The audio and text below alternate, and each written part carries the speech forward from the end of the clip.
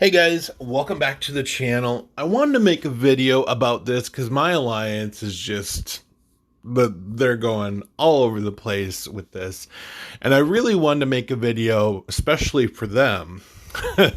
And this might apply to a lot of other people who are having these problems. So I really want to talk about crewing for Armadas because I have seen it. I have run several events where people show up to my Armada with minors.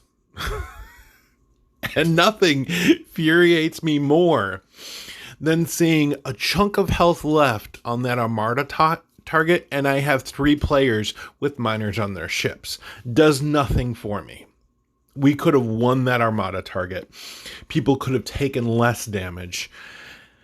So let me quickly go through what I use for Armada targets, the typical crew setups, and really some variations, and really kind of break down Armada targets actually are different. You have the Eclipse, who do different kinds of damage, versus the traditional Armada targets. And you have your Stella that you have to use on those Eclipse Armadas, whatnot. So I'm pretty much going to stick to traditional Armadas in this.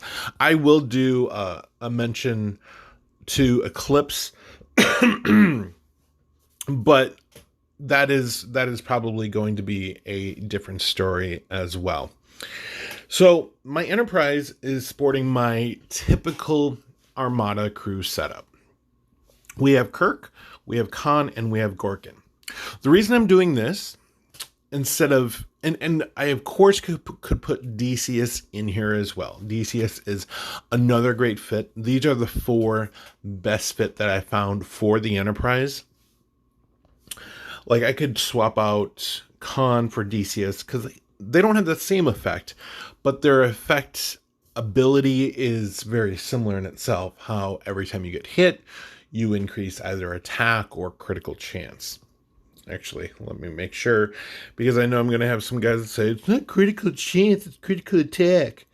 Every time the ship is hit by a ship or defense platform, weapon attack, Con increases the critical hit chance by 2%, because I think my Con is tier 2-ish. Yeah, I think tier 2. And then DCS, of course, he will increase attack every time the ship is hit, and it is very effective. I would say a couple of things on this. If you're using a Saladin, I would probably use Khan, because that Saladin torpedo hit is incredibly strong. Same thing with the Gladius. I've seen some really hard torpedo damage coming from the Gladius. However, my Enterprise is really built for defense. It's really meant to stay in the battle for as long as possible. So its torpedo hits aren't as hard hitting as those other kind of ships.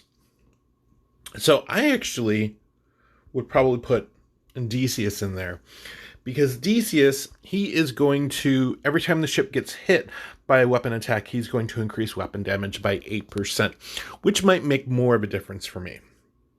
The reason I have Gorkin, now Gorkin has one of those abilities that places a debuff on the opponent. So whenever the ship hits the opponent with a critical hit, so this is where Khan could come into play.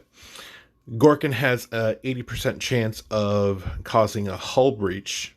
So actually, yeah, Khan was probably a better fit, because Khan is going to be able to activate Gorkin's ability more often.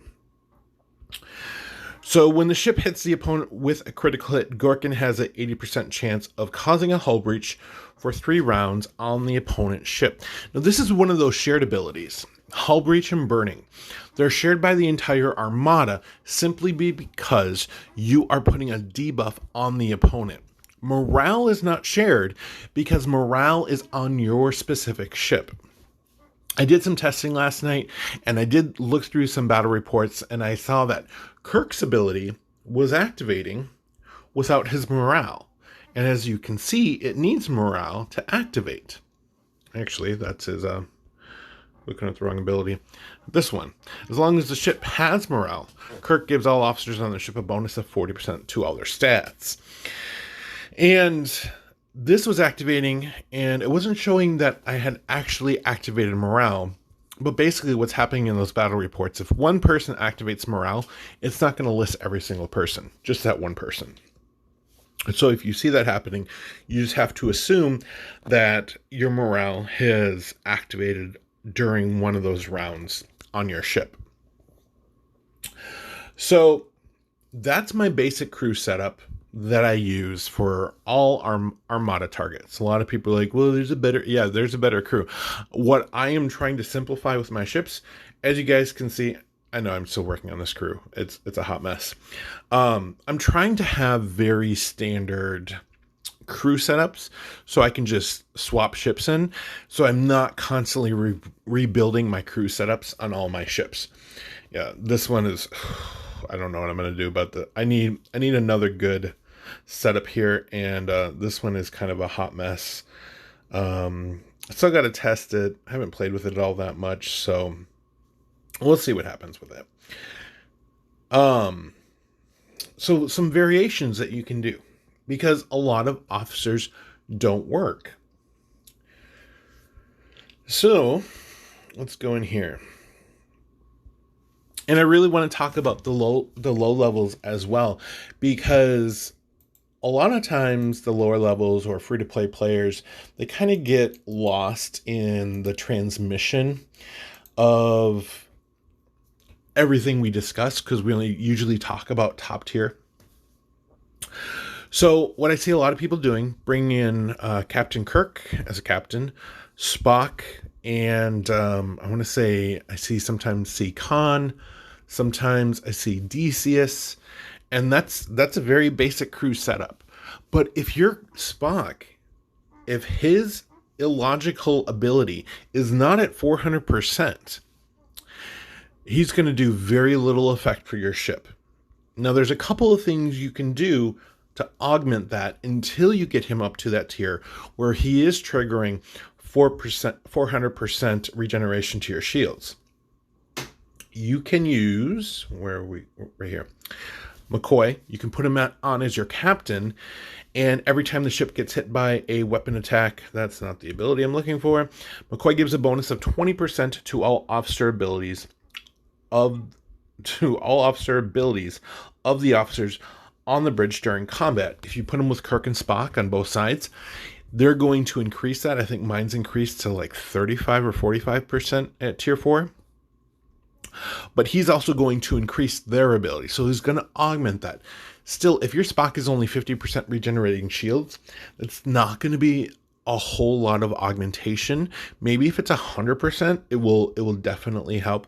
But if you're in that upper tier of 400% plus an augmentation from McCoy on that, then that's really effective. And then, of course, he is going to augment Captain Kirk's officer ability of that 70% chance. He will increase that. So a lot of people are like, okay, that's great. So what about the rest? What about Sulu? So I've heard talks about Sulu, especially in Eclipse Armadas. And I have to tell everyone, if you mention Sulu, people are going to assume that there's something wrong in your logic, because Sulu is one of the most underwhelming officers there are. Instead, I would go with Uhura. Uhura has her accuracy ability, which I believe increases attack and increases the mitigation of the damage you're receiving. And she will sync up with your Starfleet crew and add more synergy to your Starfleet crew. But it really does come down. Sometimes people only have Sulu, and it really depends on who's your higher tier. Then we can move on to the Klingons. And Gorkin and Kurla work wonderful together. If anyone has Chang on their bridge, get him down below decks. He is amazing at below decks increasing attack. He has a horrible officer ability. I believe, let's see. So every time the ship hits the opponent with a weapons attack, so she has that one of those similar abilities as McCoy does. So she increases the armor piercing of the ship by 20%. So you could definitely go with Esper. Woltling and Koth are also very good options if you have nothing better. Increases its dodge value, and as long as the ship has a hull breach, he increases the damage dealt by kinetic weapons by 25%. So this is a big one. If everyone in your alliance has is bringing a Gorkin, then he's really going to benefit for that, because that's going to be a constant hull breach on that ship, and he is going to benefit from that greatly. Romulans, like I said, I don't really use Romulans. A lot of people like to use Nero in Armadas, and it's really great because people can take effect of that burning effect. I'm not a big a fan of Romulans, because it does seem like you do have to mishmash Romulans in with other crew. A big one is, of course, Charvenek. Charvenek is an amazing officer. Her officer ability of armor piercing of 200% is great. But the better one is, of course, Admiral Marcus, where he is going to do shield piercing. So that is also another great officer to use. I don't use them in Armadas. That's just my personal take. My other officers that I do use, I have at higher tiers. But if you have these officers at really high tiers and don't have other officers, these actually might come into play for you. And of course, I'm going to have to fact check everything in this video and make sure I did not mention an officer that doesn't work in Armadas, because there are many. And, Carol's a decent officer to throw in there, if she actually works in there. I know a lot of the NPCs don't, and they shouldn't. Let's take a look at Saru. Oh, he's fighting players.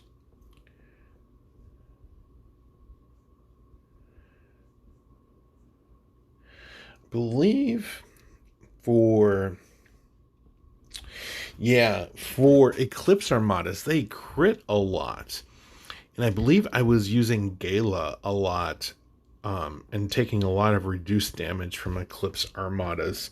I think I was playing around with that one, but really it is a very short list. Starfleet crews are great, Klingons are great. You can definitely do your mishmash of Romulans with Nero, Charvenek, and Dejoke.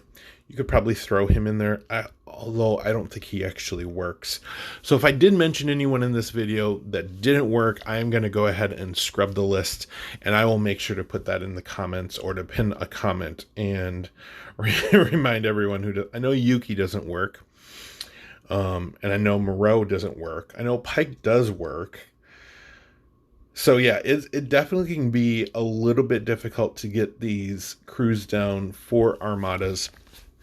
The last thing I want to say is, when you're sending a ship to an Armada target, if you don't have a crew available, let's say you're out doing a base raid or something, don't send a ship. It's just rude to send miners on a warship to somebody's Armada. Even if you're going to miss out on that Armada, then you need to start working on doing something like I do, and having those standby crews ready to do what you need to get done. So if you do have any questions, and I'm sure this video is going to be like, oh, you're wrong on so many things, that's great. To disagree with me, that is totally fine. Keep it in a respectful manner. If it's not respectful, I won't respond to it, period. I'll just ignore the comment. And, other than that, let me know what your feedback on doing Armadas, your Armada crew setups, what you've had really good experience with. Also include the tiers of the crew that you're using. People are saying, oh, I use this crew. I'm like, okay, well, you need to tell me what tiers it is, because as important as it is to know what crew you're using, what's more important is to know what tier it is. What level are they? Because a lot of people are like, oh, I'm going to try that, even though you're using a level 25 epic officer and I have a level 5. Ain't worked that way at all. But other than that, guys, thank you so much for watching. Make sure to hit that like, subscribe, and that bell for future notifications on future videos, and I will talk with you later.